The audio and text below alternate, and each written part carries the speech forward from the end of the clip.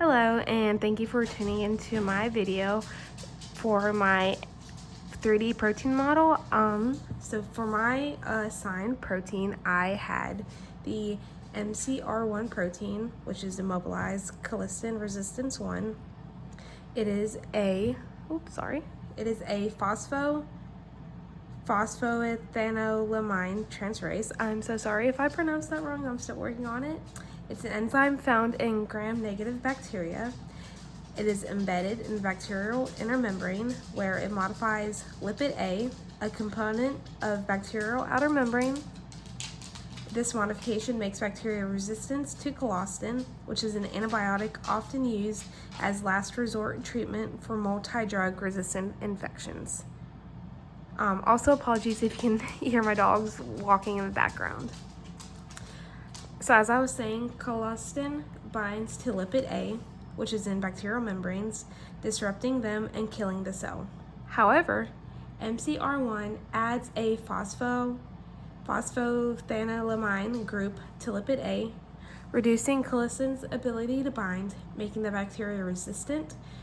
This is a major concern in global antibiotic resistance because MCR1 is carried on plasmids, which allows bacteria to easily share resistance genes with each other. So in my pipe cleaner model, I represent the MCR1 as a membrane-bound enzyme with two distinct regions. I have transmembrane domain and a soluble periplasmic catalytic domain.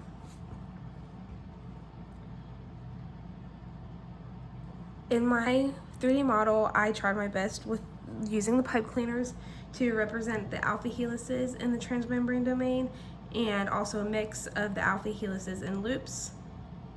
I did this through twisting pipe cleaners into the helices and having my sections curved around like flexible regions to really represent the MCR1 protein.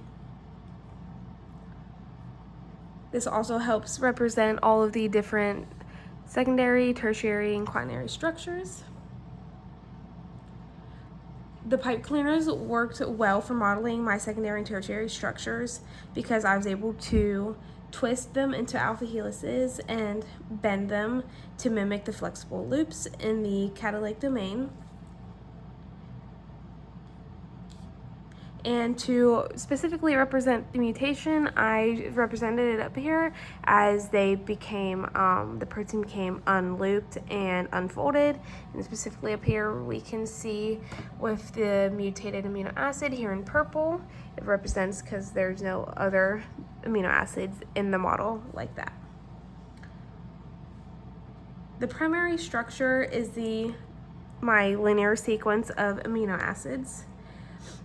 And since it's kind of hard for me to show individual amino acids, I did this by using a single unstructured pipe cleaner at the start at this part of my model. For the secondary structure of the MCR1, it contains alpha helices, and I have looped areas to represent this. And my tertiary structure refers to my overall 3D shape of my protein, which is the interactions of the secondary structures and how they have folded within themselves. And then my quaternary structure was kind of difficult for me to represent since it's a single polypeptide. So I tried to add extra pipe cleaners where I could to represent the quaternary structure. My MCR1 protein is a single chain enzyme, so it does not have multiple subunits. However, it has two functional domains, the transmembrane domain, which anchors the protein, and the soluble catalytic domain, which will modify lipid A.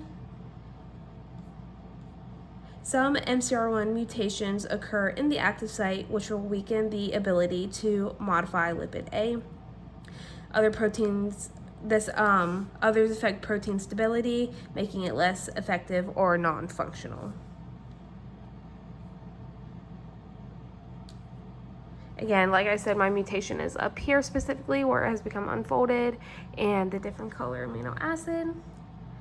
So if the mutation reduces or eliminates the MCR1 activity, the bacteria may become more sensitive to colistin, which is good for treating infections. If the mutation increases activity, it could make the bacteria even more resistant to colistin, worsening the antibiotic resistance. The impact depends on whether the mutation disrupts catalysis, stability, or localization.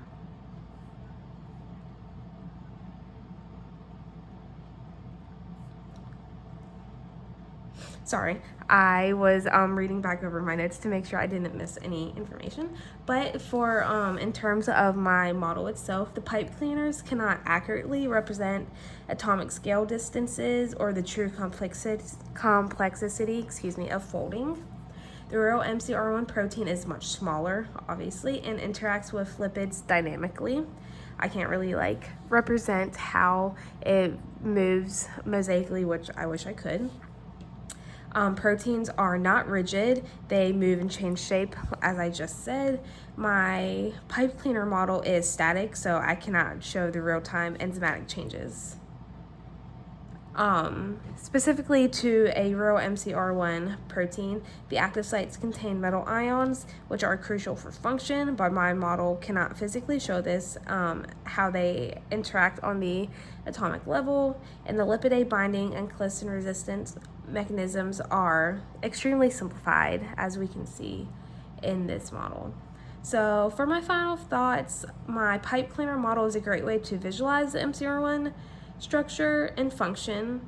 I could possibly in future try to use more colors, twists, and beads, maybe instead of using specifically the pipe cleaners on top of the pipe cleaners, to be able to highlight the mutation better and its effects. But again, thank you for watching this video. I enjoyed coming up with a way to show my MCR1 protein and its mutation.